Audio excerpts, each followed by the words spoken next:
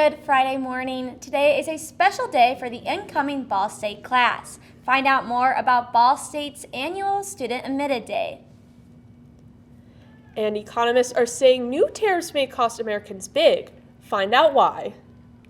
And gas prices rose this past week, but that might not be a bad sign. Get the coffee ready and open up those eyes. You're waking up with Cardinal Weather. From Ball State Unified Media, you're waking up with Cardinal Weather, live from the Ball State Weather Center. Good Friday morning to you. You're waking up with Cardinal Weather. I'm Amelia Winter. And I'm Andy Zelaya. Today is Ball State's Annual Admitted Students Day. Each spring, Ball State invites all incoming freshmen to visit campus with their families. Students have the opportunity to interact with faculty and current students to explore their interests and make connections with others in their area of academic interest. Students will also get information that will help them take the next steps in their journey as a Cardinal. The event starts today at 8 a.m. and lasts until 4 p.m. Signal Gate is about to enter a new chapter. The Defense Department announced it will review Defense Secretary Pete Hegseth's use of Signal while discussing last month's military strikes in Yemen. Acting Inspector General Stephen Stebbins wrote a letter to Hegseth saying the goal of this investigation will be to determine if Hegseth and others complied with protocol while using the commercial messaging app. This probe will also look into whether Hegseth was in line with classification requirements. Top officials previously said the information shared in those messages was not classified. A nonpartisan group says the new tariffs President Trump announced Wednesday will cost the average American household $2,100 per year. America's average import tax will surge to 19% this year from 2.5% last year, the highest rate since 1933. Most mainstream economists agree the U.S. and global economies will go into a recession this year if Trump doesn't loosen up on his new trade policy. The administration is pushing back on those predictions. It says Trump's trade actions in his first term were widely predicted to slow the economy and make inflation spike, but neither happened. It's been 2 days since severe weather swept through much of central Indiana, and crews are still working to restore power to those affected. Newslink Indiana Weather's Joe Sawicki went to find out more. Thanks, guys. I am here at Westdale Middle High School in northwestern Delaware County, where a presumed tornado moved through yesterday. As you can see behind me, numerous emergency vehicles are in this area, and especially down the street, nearby Community Church, where a presumed tornado moved through yesterday. We saw numerous downed trees, siding off of houses, roofs off of houses from this presumed tornado yesterday, along with that heavy rainfall, heavy winds up to 80 miles per hour, and hail up to 3/4 of an inch that came through with these storms yesterday evening. Now, this has not been issued a rating by the National Weather Service yet, nor has it been confirmed. That's expected to happen within the next 24 hours, but we do have confirmed ratings on other tornadoes that came through Indiana. In Carmel, there was an EF1 tornado there in Hamilton County. And in Hendricks County in Brownsburg, there was an EF2 major tornado, but we are still waiting on that rating from the National Weather Service within the next 24 hours. As of Thursday evening, we are seeing still 15,000 customers in our viewing area without power, 4,000 of those in Delaware County, 10,000 of those without power in Madison County. But we are also tracking this flood threat throughout Sunday at 8 a.m. That's going to come with a lot of rain. We're going to see this weekend anywhere from 3 to 4 inches of rain. So what does that mean for us? That means if with this severe flooding possible, turn around, don't drown. If you cannot tell the depth of water on a roadway, turn around, do not risk it. Your car might stall out and it is not worth it. So we are tracking these tornadoes that moved through yesterday, possible tornadoes that moved through yesterday, and that flooding for the weekend. Thank you guys, back to the desk. Coming up, see why gas prices are still on the rise. That's after Your Weather Now.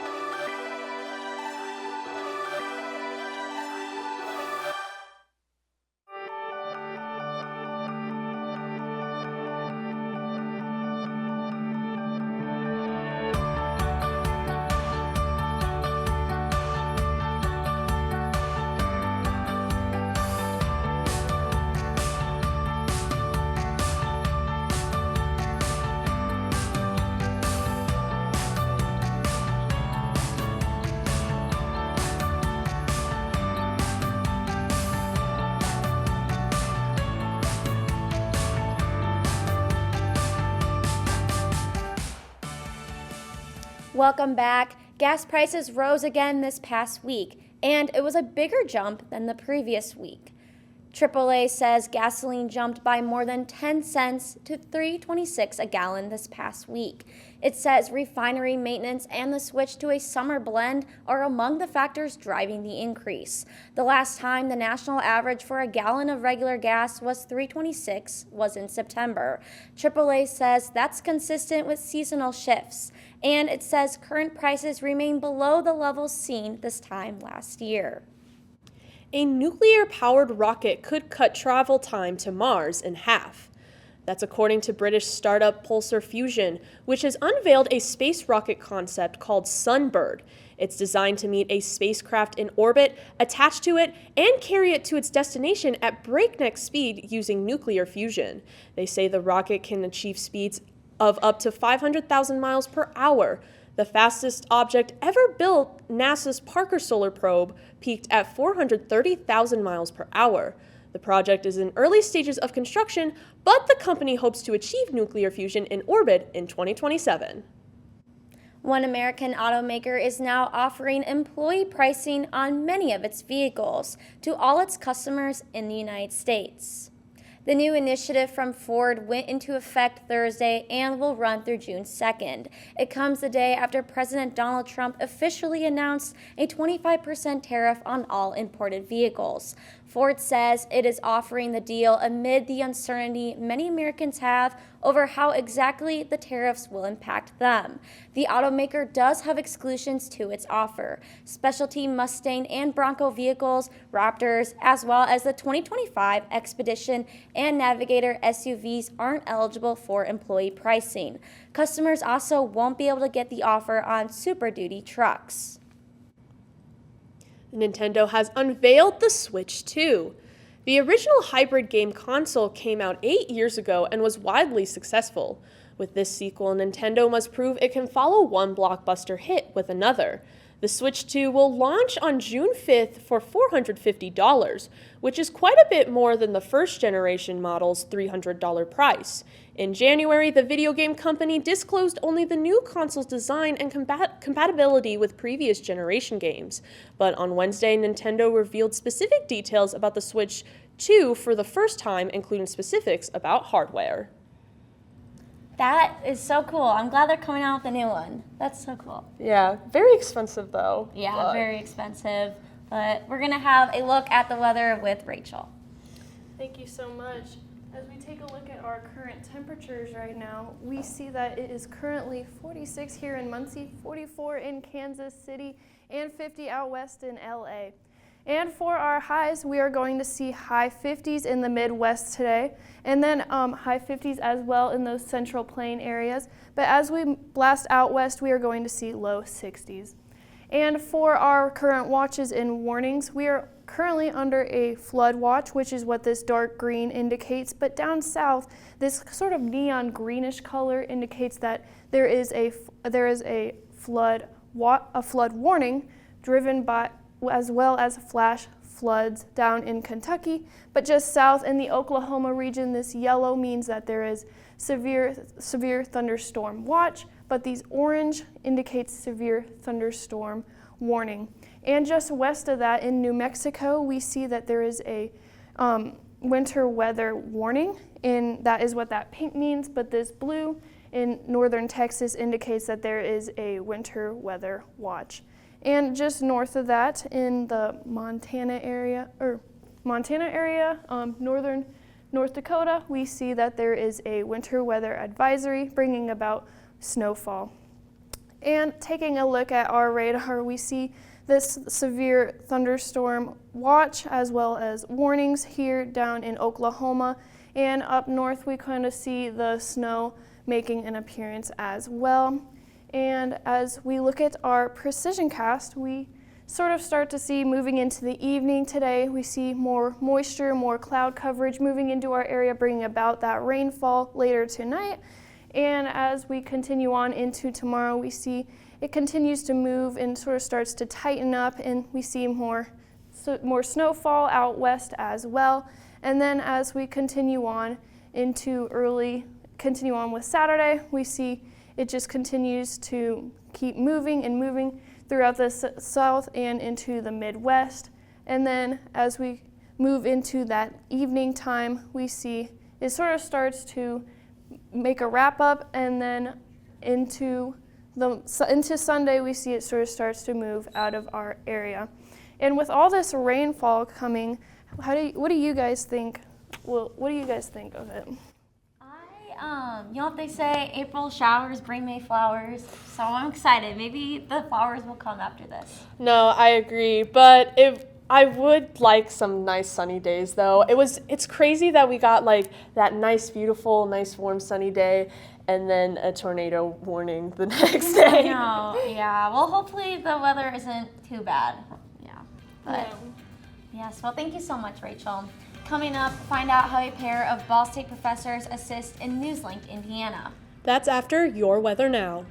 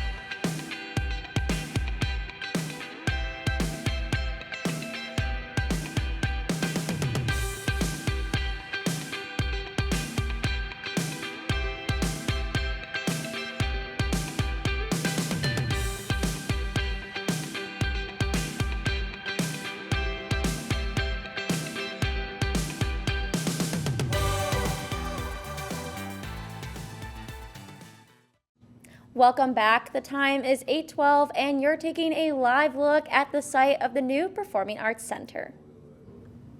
At Ball State University, NewsLink Indiana helps students to step into the world of news with hands-on experience. The leadership of 2 professors guides students on how to get the job done. NewsLink's Mira Bloomer has the inside look on their teaching. NewsLink Indiana is a student-run newscast, but behind the success are 2 professors. One professor who lives in the newsroom, helping students produce their show. Another professor who lives outside, camera in hand, and possibly even a drone. With decades of experience, they're not just advisors, but the foundation of the program. I'm there when they need me. If they need to run something by me, if they want advice, if they want guidance on something, I'm also there to make sure that all the equipment's working. While working closely with students to create a professional newscast 4 days a week, their role isn't just teaching the technical aspects, but also guiding students in every aspect of journalism. Say it's like weightlifting. The more reps you do, the stronger you get. The more stories you tell, the more times you grab a camera, a microphone, or work at the switcher, or you make phone calls on beat calls, anything. The more you do, the better you get, and your storytelling gets better too. Showing students how to think on their feet and how to problem solve under pressure, all while making it look flawless.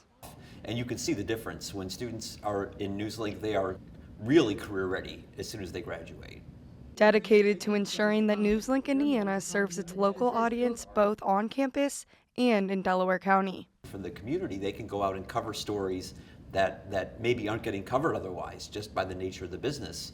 And this is a real opportunity to really make their mark in Muncie and in Delaware County. Preparing students to succeed not just in school, but in the professional industry. So any other college graduate would have to get a job someplace else for 2 years before they could get a job at a higher market. And so our students start off ahead of their counterparts who didn't participate in NewsLink Indiana. Live news is unpredictable, yet Terry and Tim keep it calm and collected. To rush to get someone to the scene of whatever it is, but then you have to take a step back and say, okay, what's the big picture of how we need to handle this here? And so if I can kind of be that support, I guess is the best way of saying it, so I can just say, here's what you need to be thinking about right now. With Tim and Terry's guidance, NewsLink Indiana isn't just about creating a student-led newscast, but about shaping the next generation of journalists through all forms of media. In Muncie, Mira Bloomer, NewsLink Indiana. For more information about NewsLink Indiana and how students can get involved, visit student media and organizations on the Ball State website. Former Vice President Mike Pence is this year's recipient for the John F. Kennedy Profile Encourage Award. The John F. Kennedy Library Foundation made the announcement Thursday. The foundation said Pence is receiving the award for putting his life and career on the line and overseeing the certification of the 2020 presidential election results. Pence certified the election in the immediate aftermath of the attack on the U.S. Capitol, despite President Trump pressuring him to not certify the results. The foundation applauded Pence for upholding his oath to the Constitution and following his conscience. A zoo in Spain is celebrating the healthy birth of a Malayan tapir cub. The birth is significant because the species is endangered. Only 25 have been born in zoos in the last decade, and this is the first in Spain. There are only about 2,500 Malayan tapirs left in the world. The zoo says the mother and cub will continue to stay quarantined indoors, but they are doing well so far. And I'm so glad they're doing well. And the weather's been so nice. We're going to see all these animals come out soon. It'll be great. I hate to let you down on this one. The weather's not getting any nicer. We're in the mood for just a lot more rain. We're going to see that continue throughout this evening, actually. We're in a brief break right now, but we're going to head into these next couple of days. We're going to see this weather start to appear. Looking at Cooper Science right behind me, you can see right now, hey, mostly clear skies. You know, maybe we're in for a pleasant day. It's not going to stick around. We're going to time out some storms here in a moment in my forecast. Let's look at what are Cooper Science current conditions. Looking behind me, you can see 46 degrees right now outside. 38 our dew point, so a little bit moist, maybe feeling a little bit humid. 10 miles of visibility, nothing too crazy overall. Not these insane conditions that we've seen these last couple days. Temperatures near 70 degrees. We're going to warm up a lot though. Let's look behind me at the radar. You can see rain in southern Indiana still ongoing at the moment. Some potential for some thunderstorms there too. We're going to get some of that this evening. Looking behind me at our radar, just a little bit of cloud cover right now. Maybe if you're getting a scattered shower or two down towards our southern viewing area, down near Richmond and our overall southern counties. Let's take a look at our temperature change. We've cooled down a ton, minus 11 here in Muncie, down 11 degrees that is. The same in Shelbyville. Overall, we're just getting through this big cooling temperature drop over these next couple of days. I'm excited for that. And also, again, pretty moderate temperatures. 55 degrees will be our high for the day. 4 p.m., 5 p.m., all the way down to the evening. You're going to notice behind me, though, we're staying really, really warm this evening. I'm going to have a lot more to talk about that because that's going to be when our storms move in, keeping us in the rain and keeping us with showers. We're going to see some moderate gusts this evening, up to 25 miles per hour. Not going to be the end of the world here, but you are going to have to keep an eye out if you are going out later this evening. Let's talk more about tonight because that is when that rainfall is going to arrive. I expect showers to start around 4 p.m. today. Looking behind me, you can see chance of thunderstorms in that system going to continue on. 55 degrees at 11, 56 at 2 a.m., 58 at 5 a.m. We are just going to warm up this evening, keeping that, especially with all those thunderstorms and clouds, keeping a cap on the environment and keeping that warm air down near the ground near us. Again, watch out for those gusts too. If you do intend on going out at night at all, can't recommend it though with all of those showers and thunderstorms. Behind me, you can see that has led to a flood watch. 3 to 4 inches of rain likely with locally some higher amounts possible, especially around if you're near those rivers. That's really where you're going to want to watch out for that flooding. Behind me, you can see around the White River and to our north end near Rush County, the Mississinawa River, both have those flood warnings on them. Those will last through Tuesday. It takes a bit longer to get out of those showers to the water to drain from the river. You're going to see those thunderstorms continue on throughout the rest of the week. What you're really going to want to watch out for is over the weekend, those showers are just going to keep on going. So definitely try to stay safe if you're going anywhere. Definitely. We'll bring an umbrella. Yeah, for sure. Thank you so much, Ian. Coming up, get ready for this weekend's Final Four. That's after your weather now.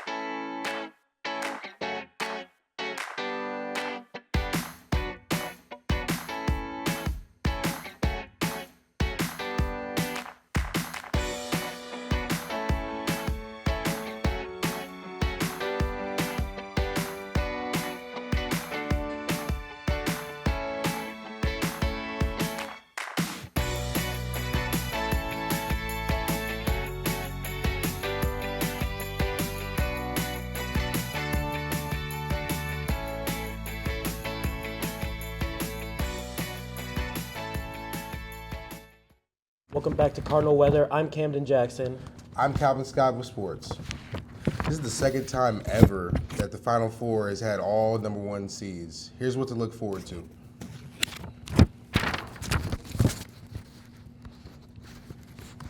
So we have this weekend, we have the Final Four. We have Florida versus Auburn and Houston versus Duke. And these are going to be pretty great games considering that they're all number one seeds. So with Florida, we have Walter Clayton Jr., obviously a really great player. They're a really great team on a fast break. I think they have what it takes to take down Auburn. Of course, and then we have Auburn coming in with Janai Broom. He missed those 2 games. Missed those 2 practices with that left elbow injury. I feel like them getting to the Final Four really bring in the legacy. Bruce Pearl, they lost that game to Florida in the jungle in the beginning of the season, but it all depends on Janai Broom and how they can get other guys involved. Yeah, and like you said, Janai Broom is a really great player, National Player of the Year candidate. If he plays like advertised, he can definitely lead Auburn to the national championship. Of course, and then we got our next game with Duke playing against Houston. Houston coming in led by Kelvin Sampson, and then players like L.J. Cryer and Milos Uzin. They're the number one defense coming into the Final Four against Duke with the number one offense. I feel like for Duke to win, they can't let the two-headed monster and Cooper Flagg and Conca go off. Yeah, and like he was saying with Duke, Duke is a really great team outside of Cooper Flagg. Like Cooper Flagg is obviously a really great player. But outside of him, they're a really deep team with players like Tyrese Proctor and Conca who can really knock down a 3 on any given night. Duke also has a really high assist-to-turnover ratio. They really know how to move the ball, and I think that Houston needs to sharpen up on defense and be able to stop them from moving the ball around so much.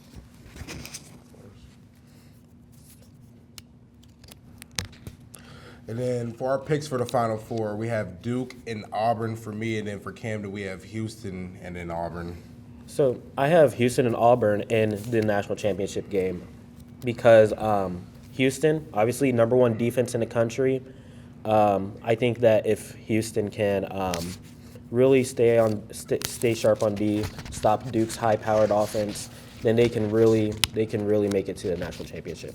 Yeah, man. I mean, going into this whole thing, I had Duke winning it from the jump. Conca and then again with Cooper Flagg. Cooper Flagg is the best thing in college basketball. If he entered the draft right now, he could honestly be an all-star. So, with that two-head monster along with Tyrese Proctor and their role players, I believe they definitely can make a run to help the legacy of the brotherhood that is Duke University, and then take John Shire, head coach John Shire, to that next level up with Coach Mike Krzyzewski. And then I also have Auburn going to national championship, and I have Auburn going to national championship because on paper they are the best team in the tournament. They're the number one overall seed for a reason. They're a really great rebounding team. They do all the fundamentals perfectly. If they can continue to work on the fundamentals, they can make it and win the national championship. Coming up, checking out our breakdown of tornado formation with this morning's Breaking Down the Science. That's after your weather now.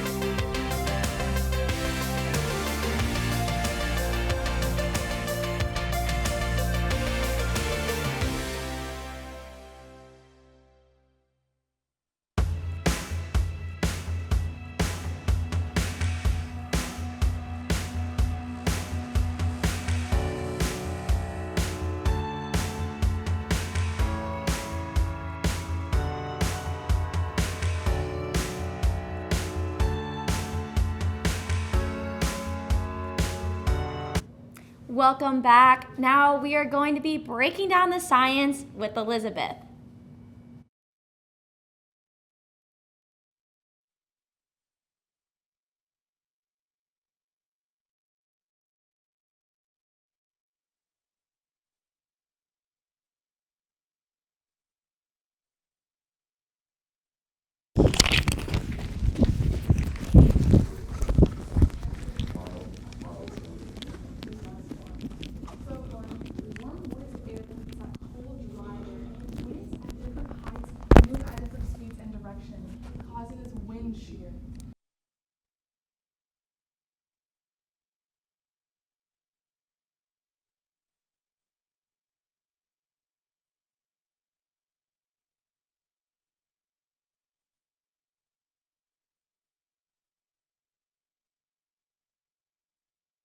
a tornado. But if it does not touch the ground, that is not the tornado. I've drawn out this diagram here to show you just how this tornado does form. So we have the cold air in blue, and you can see that going downward, and that warm air is going upward where the cold and the warm air are meeting together, forming that tunnel, making the tornado happen. Hail and rain is also in the mix, and that strong wind as well. And as we also have, tornado winds are tracked by enhanced Fujita scale, which is that EF, also known as, and the EF0 is the weakest, and the EF5 is the most destructive. So some facts about tornadoes are the most common season for tornadoes is actually the spring, which we're currently in, and then in the summer. So we want to watch out for that. Those wind speeds can range from 65 to 200 miles an hour, 65 being that EF0, and 200 being that EF5, which is that most destructive, where you'll see possible damage to houses, trees falling, power lines down. These can last less than 10 minutes up to an hour long. Note that tornadoes can change direction quickly, so it's always good to be weather aware, whether you're watching the radar, your phone, always keeping track of that, your safety. Some shelter tips for you during this tornado season would be going to the lowest floor, whether that's a basement or a windowless room, like an interior room, such as a room, like a closet or a pantry. Make sure you cover yourself with a blanket or a pillow. And also, if you're driving outside, make sure that you are laying down in a ditch, a low-lying ditch, and cover your head. Make sure you're staying weather aware during this tornado season. Now back to the desk. Thank you, Elizabeth. Now we are going to have one final look at your weather with Ian. Yeah, so we are talking about a lot more rain this Sunday morning. We're going to want to watch out if you're going anywhere in low-lying areas, floodplains. That's where you're going to really be worried about this flooding. Now, if we're looking at the couple days outside of that, go on to Saturday, Sunday. Finally start to taper off. Once we get to Tuesday, we'll actually see clear skies that day. A great break, 43 degrees, great day overall. Then we're right back to it. Wednesday, 53 degrees, 60% chance of showers is what I have that day. Overnight into Thursday too. Overall, just a really rainy week. We're going to want to stay cautious if you're on the roads. Yeah. Yeah, it would just rain all week, but it's okay. We'll have our umbrellas ready. We'll be weather aware. Yeah, at least we get a break on Tuesday. Yeah. We get one break, which is very nice, but it's like, it's how they get you, right? It's they like tease you a little bit of just like, yeah, and then right back into it. Definitely. Well, thank you so much, Ian. That's all for Cardinal Weather this Friday morning. Thank you for joining us. We'll see you next week. Have a great rest of your Friday and a fantastic weekend.